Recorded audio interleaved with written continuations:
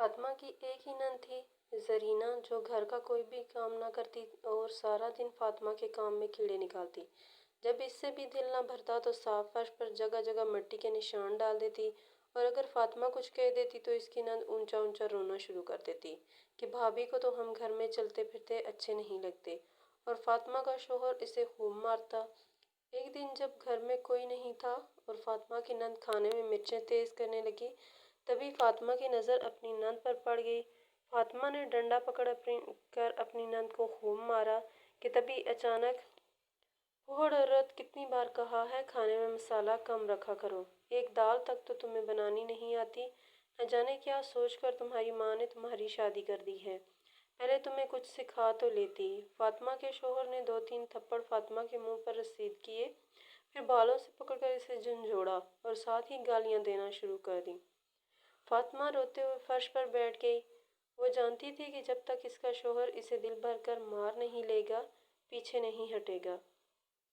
اسے جانوروں کی طرح مارے بغیر سکون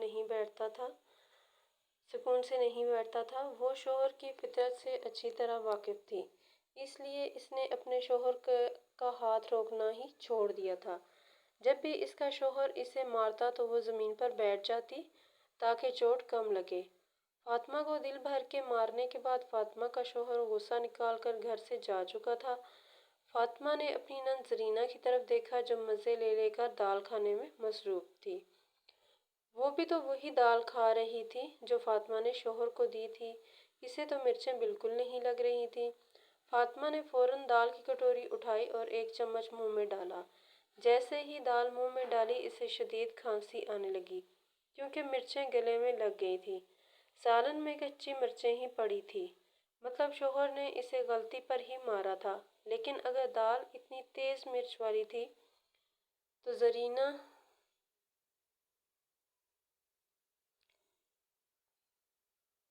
کیسے کھا رہی تھی؟ فاطمہ کچن میں گئی اور باقی دال دیکھی، اس میں بھی خوب مرچیں تھیں۔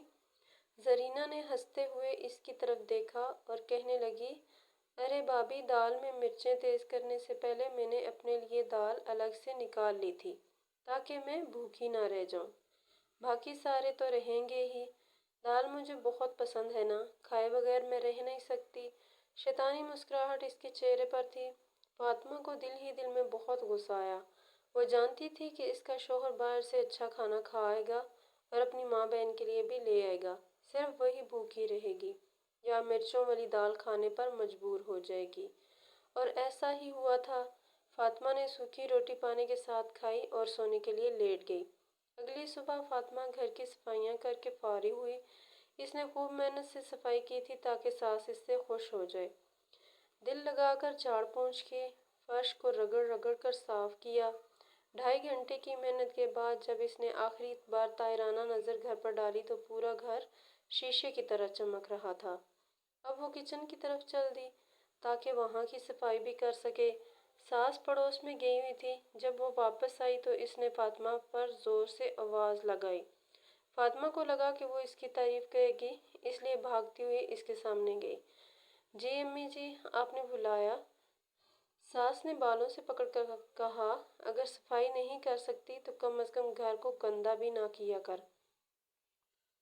جب تک مجھے گھٹنوں کا درد نہیں ہوا تھا میں گھر کو شیشے کی طرح چمکا کر رکھتی تھی، مگر جب سے تو نے اپنے منحوس قدم اس گھر میں رکھے ہیں یہ گھر اتنا گندا ہو گیا ہے کہ دیکھنے کو بھی دل نہیں چاہتا۔ پڑوس والی جمیلہ کا گھر دیکھ، وہ کیسے چمک رہا ہے۔ اس کی بہو بھی تو ہے جو سارے گھر کو اتنا صاف ستھرا رکھتی ہے، اتنے اچھے اچھے کھانے بناتی ہے، تعریف کرتے جمیلہ کی زبان نہیں تھکتی، اور ایک میرے نصیب ایسے ہیں کہ تجھ جیسی بہو پلے پڑ گئی ہے، جو کام کی نہ کاج کی، دشمن اناج کی۔ امی جی، میں نے ابھی تو پوری صفائی کی ہے۔ فاطمہ کی بات منہ ہی میں رہ گئی جب اس نے حیرت سے فرش کی طرف دیکھا۔ جگہ جگہ گندے پیروں کے نشان تھے اور ایک طرف سرما گرا ہوا تھا، جھاڑ پونچھ کرنے والے کپڑے کو سرما لگا ہوا تھا، فرنیچر پر سرمے کے داغ تھے۔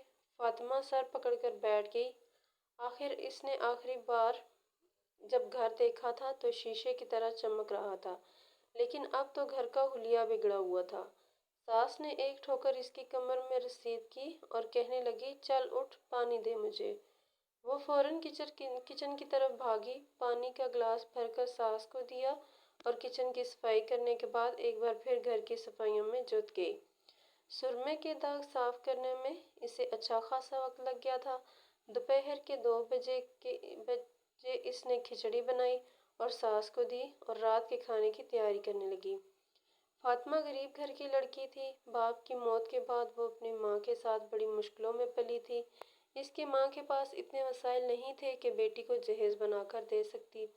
وہ چاہتی تھی کہ کوئی اچھا گھر مل جائے جو بغیر جہیز کے بیٹی کو قبول کر لے۔ قسمت کا لکھا تھا کہ فاطمہ کی شادی بابر سے ہوگی۔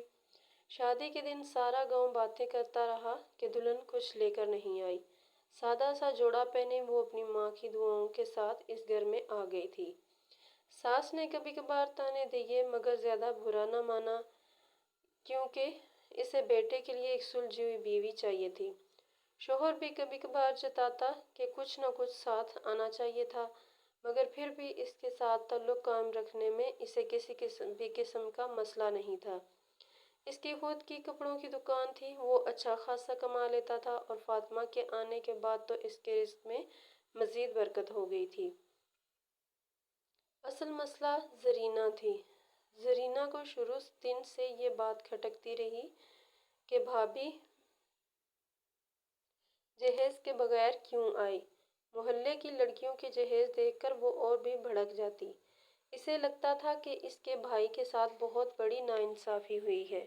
وہ ساری زندگی اپنی بیوی کا سامان ہی بناتا رہے گا۔ وہ ہر وقت سوچتی رہتی کہ بھابھی نے کچھ لانے کے بجائے الٹا بھائی پر بوجھ بنا دیا ہے۔ اس کے علاوہ اس کے ذہن میں یہ بات بھی تھی کہ وہ بیوی کا سامان بنائے گا یا پھر اس کے جہیز کی تیاری کرے گا۔ حالانکہ اس کا آدھے سے زیادہ جہیز بن چکا تھا۔ یہ بات اس کے دل میں کانٹے کی طرح چبھتی تھی۔ اسی سے اس نے فاطمہ کے لیے دل میں شدید نفرت پال لی تھی۔ زرینہ کے دل میں ایک اور وجہ بھی آگ بھڑکتی تھی، وہ یہ کہ بابر کبھی کبھار فاطمہ کا خیال رکھ لیتا تھا۔ جب فاطمہ بیمار پڑ جاتی تو بابر اس کے لیے دوا لے آتا۔ جب وہ تھک جاتی تو کبھی ایک گلاس پانی دے دیتا۔ یہ سب زرینہ کے لیے ناقابل برداشت تھا۔ وہ سوچتی کہ ماں نے اس کی پرورش میں اتنی محنت کی، مگر بھائی کو پرواہ بس اپنی بیوی کی ہے۔ یہ سوچ کر زرینہ کا دل مزید جلتا۔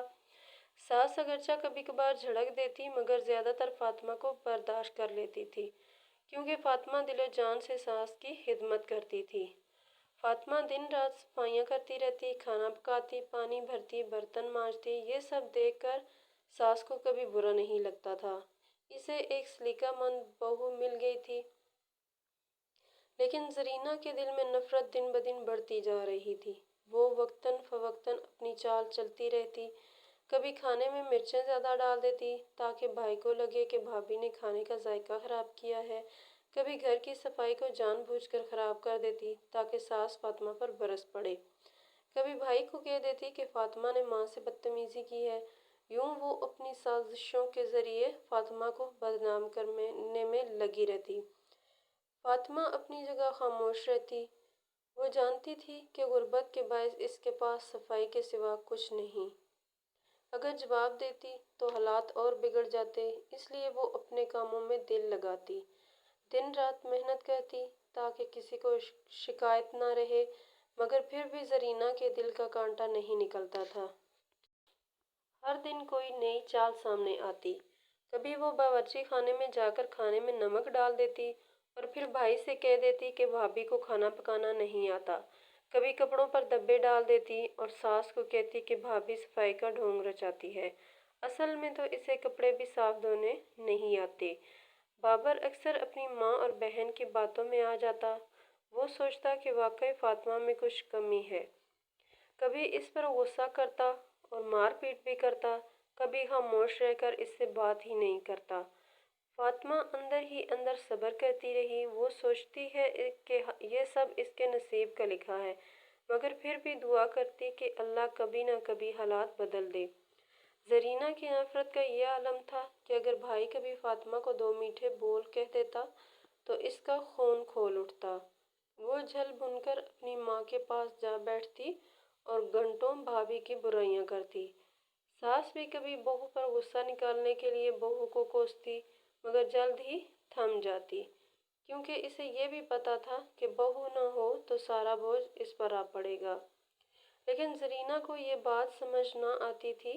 وہ اپنی نفرت میں اندھی ہو گئی تھی۔ وقت گزرتا گیا، فاطمہ کے ہاتھوں پر کام کر کر کے چھالے پڑ گئے، چہرہ دن بدن مرجھاتا گیا، آنکھوں میں آنسو رہنے لگے۔ وہ فاطمہ جو شادی کے وقت بہت زیادہ خوبصورت اور نرم و نازک سی تھی، اب عجیب ہی ہو گئی تھی، صدیوں کی بیمار لگتی تھی۔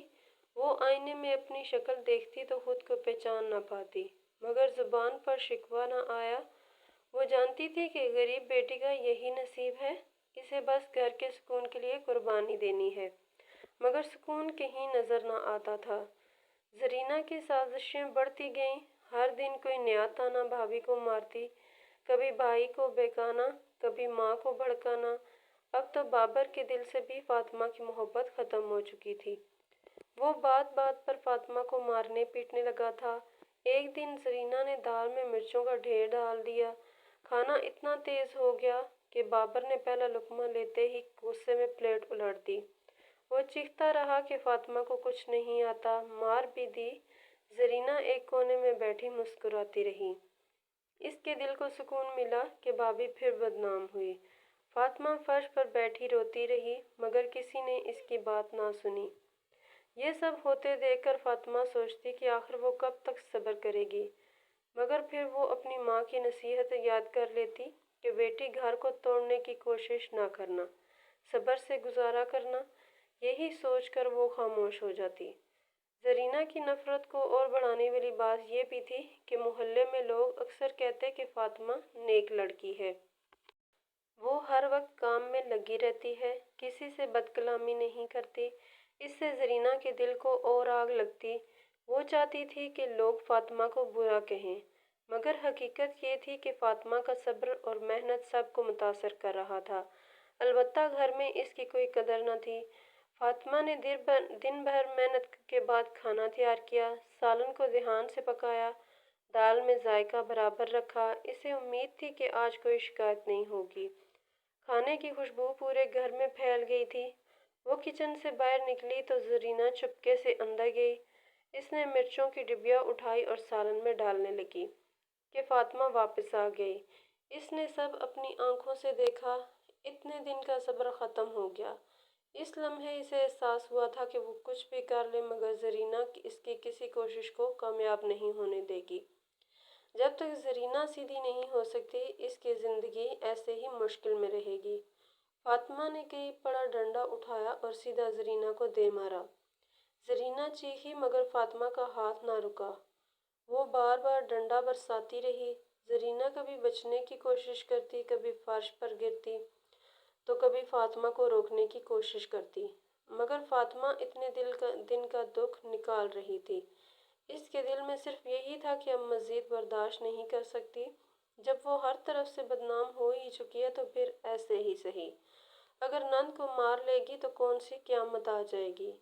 یہی ہے نا کہ بابر اسے خوب مارے پیٹے گا تو کوئی بات نہیں، بنا غلطی کے بھی وہ روز مار کھاتی ہے۔ آج غلطی پر کھا کر دیکھ لے گی۔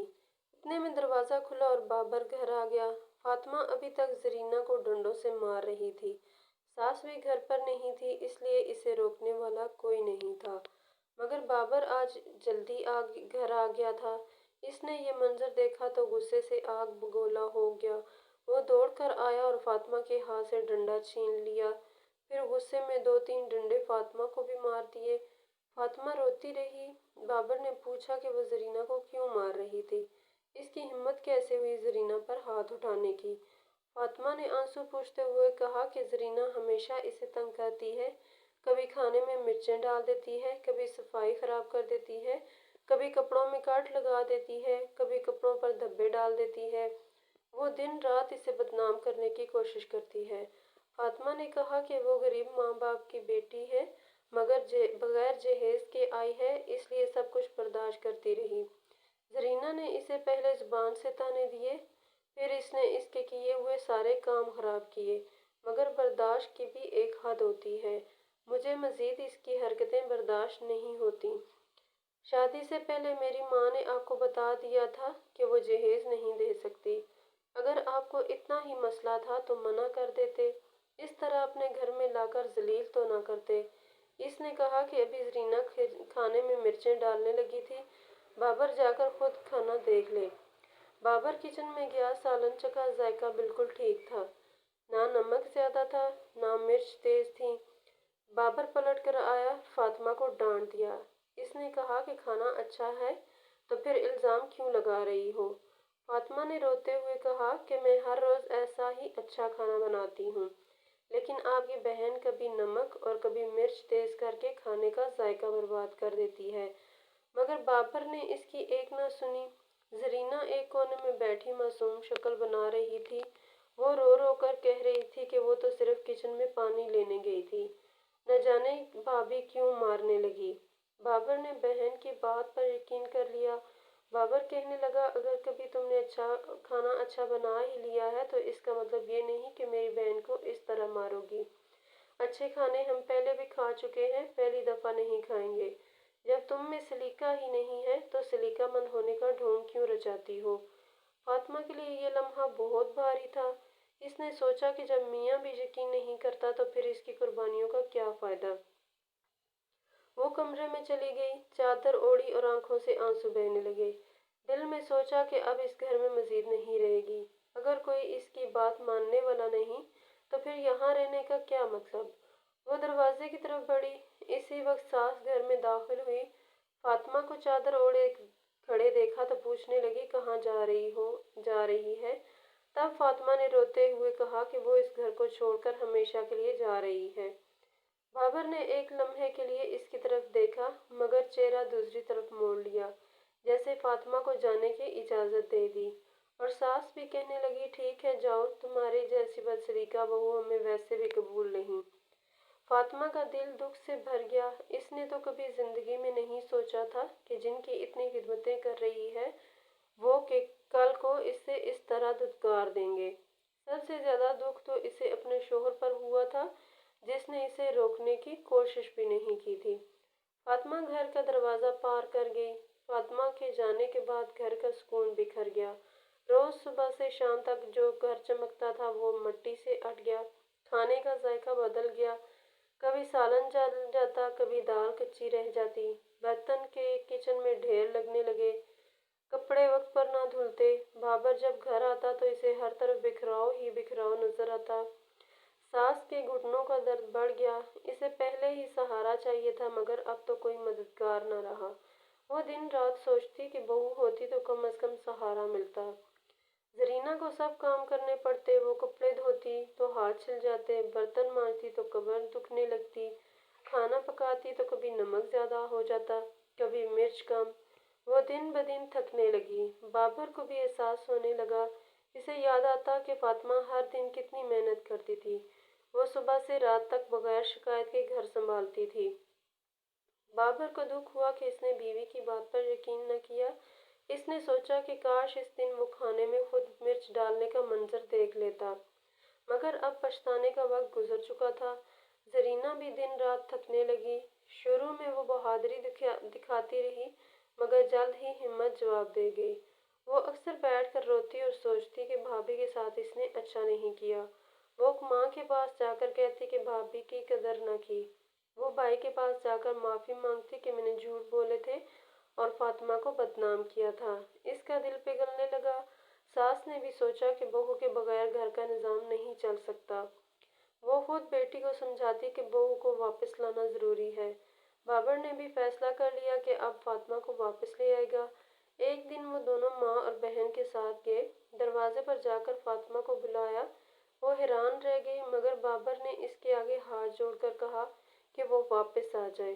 وہ لوگ اس کے بغیر ادھورے ہیں، گھر کا کوئی حال نہیں ہے۔ اسے فاطمہ کی سچائی پر پورا یقین ہے۔ زرینہ نے اسے سب سچ بتا دیا ہے۔ اس بار زرینہ نے بھی آگے بڑھ کر فاطمہ سے کہا کہ وہ معافی چاہتی ہے۔ وہ روتی رہی اور کہتی رہی کہ آئندہ کبھی اس کے ساتھ برا نہیں کرے گی۔ فاطمہ نے دل ہی دل میں اللہ کا شکر ادا کیا، وہ مان گئی اور گھر واپس آ گئی۔ اس بار ماحول بدلا ہوا تھا، زرینہ خوش دلی سے اس کے ساتھ رہنے لگی، بابر بھی نرم ہو گیا۔ ساس نے بھی دل میں فیصلہ کیا کہ بہو کی قدر کرے گی، یوں وہی گھر جو کبھی نفرت سے بھرا ہوا تھا اب سکون اور محبت کا گھر بن گیا۔ جب گھر میں سکھ اور سکون آنے لگا تو فاطمہ کے چہرے کی شادابی اور